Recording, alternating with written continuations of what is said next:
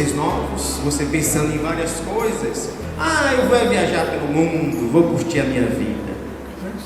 Mas aí, Deus pega vocês dois e coloca dentro de uma academia. E ali, você começa a apontar Deus para ele.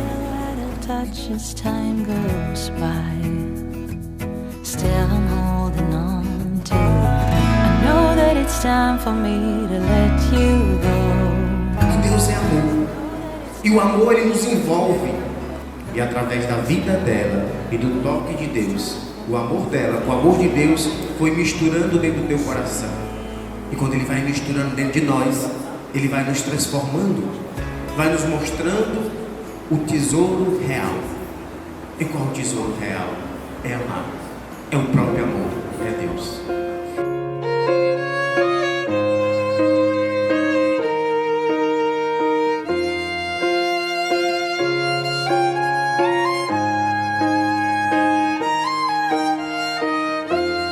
What would I do without your smart mouth? Drawing me in and you kicking me out. You've got my head spinning, no kidding, I can't pin you down. What's going on in that beautiful mind? I'm on your magical mystery ride, and I'm so dizzy, don't know what hit me, but I'll be alright. My head's underwater, but I'm breathing fine.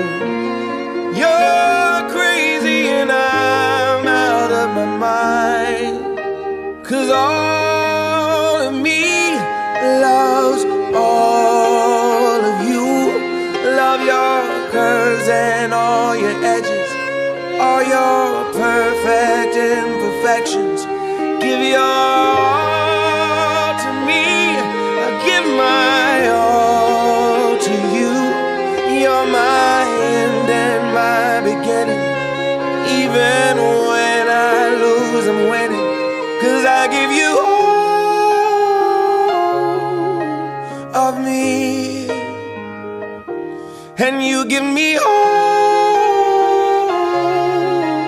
of you. E assim que vocês possam ser felizes, cada vez mais, amando, protegendo, doando a vida um pelo outro. Então, quando vocês receberem hoje Jesus, lembre disso e diga: Senhor, hoje é o dia da minha união, não só com a minha esposa, mas contigo. Dai-me as graças necessárias para que eu seja um homem santo, um esposo santo e daqui a pouco pai e mãe santos. Assim seja. Amém. I give you all of me, and you give me all of you.